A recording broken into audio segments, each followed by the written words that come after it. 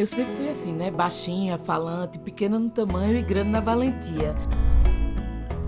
Eu sou Carol Virgulino, pernambucana, tenho 44 anos, sou mãe, trabalhadora do audiovisual, trabalhadora da cultura, sou co-deputada estadual das juntas, feminista, antirracista, sou um monte de coisa, né? Porque ser mulher é ser um monte de coisa junto. E o povo diz, menina, que coragem entrar pra política. Eu digo, oxe, mas viver já é um ato político. Política é o preço do pão, o preço do gás, o preço da passagem de ônibus. E se você for mulher, é mais ainda. E é como a gente sempre diz, quando o mundo for bom para uma mulher, quando o mundo for bom para uma mulher preta, ele vai ser bom para todo mundo. A militância começa primeiro desde a escolha da minha profissão. Uma profissão ligada à comunicação e ao audiovisual, acreditando que o audiovisual é uma ferramenta de transformação da sociedade. Em 2016, eu represento o audiovisual no Conselho Estadual de Política Cultural, então eu começo a militar mais fortemente com a cultura dentro desse espaço de participação popular. Nessa mesma época, começa essa primavera feminista em Pernambuco e a gente começa a militar em espaços, cria o próprio Meu Voto Será Feminista e Mulheres do Audiovisual de Pernambuco. Com o golpe de 2016 de Dilma, me pareceu muito importante começar a participar de espaços institucionais de poder. Mas, em 2018, com o assassinato de Marielle, ficou urgente. E aí a gente cria as Juntas, que é a primeira mandata coletiva feminista da história de Pernambuco.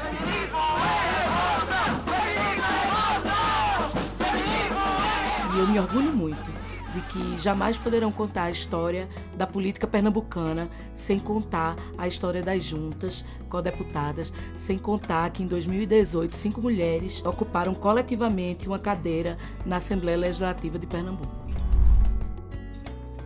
O momento mais difícil foi quando a gente conheceu de perto a pior face dos fundamentalistas. Uma criança vítima de estupro, 10 anos, correndo risco de vida, estava fazendo o aborto legal, a que ela tem direito, que todas as crianças e todas as mulheres têm direito desde 1940. Essa criança estava realizando o aborto no Cisam e esses fundamentalistas foram para frente do hospital, chamar ela de assassina, querer invadir o hospital para impedir que ela fizesse esse aborto. Foi muito assustador ver o ódio dos fundamentalistas ali violentando aquela criança pela segunda vez, mas ao mesmo tempo me deu muita certeza e muita coragem para defender a vida de crianças e mulheres. Falar de aborto é sempre uma questão muito delicada para todo mundo, né? Passa por muitas questões. Mas todas nós conhecemos alguém que abortou. As mulheres sempre abortaram e sempre vão abortar. Quem não lembra do chazinho da avó, da bisavó, para descer a regra? Isso é aborto.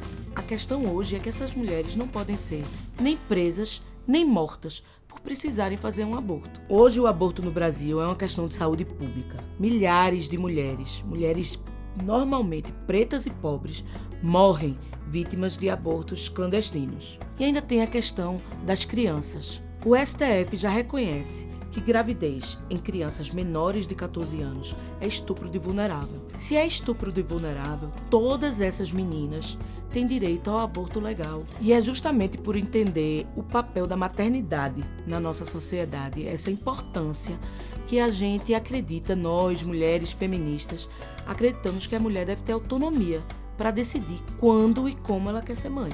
Não é fácil ser mulher no Brasil. A cada 10 lares que passam fome, 6 são chefiados por mulheres. Na história da política pernambucana, somente 4 mulheres foram deputadas federais. Eu vou ser a 5ª, porque a gente precisa de um congresso feminista para, junto com Lula, defender as mulheres.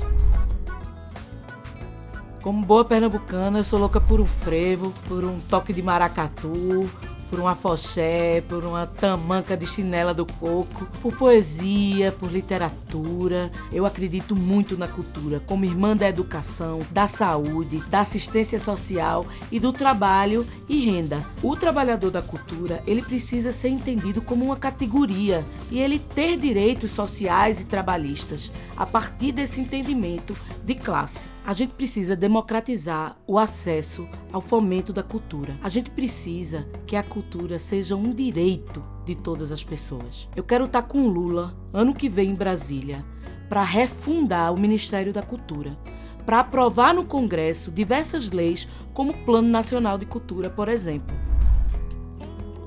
Eu tô com o peito aberto e o coração cheio de coragem para chegar em Brasília e enfrentar esses fascistas, esses fundamentalistas e acabar de vez com esse tempo de ódio. Eu vou ter muita coragem para enfrentar a bancada do boi que defende o agronegócio. Esse agronegócio que de pop não tem nada e que é responsável pelo desmatamento de vários biomas do nosso país. A gente precisa substituir essa lógica capitalista que explora o meio ambiente, que é isso que faz com que os eventos sejam extremos. Quando chove, chove muito. Quando seca, seca muito. E Pernambuco vai sofrer mais ainda do litoral ao sertão.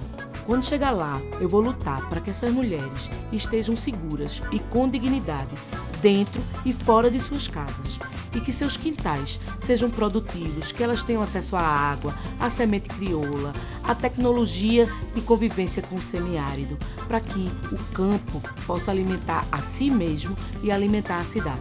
Uma vez me disseram que eu durmo pouco. É verdade, eu durmo pouco, mas eu sonho muito e trabalho mais ainda para realizar.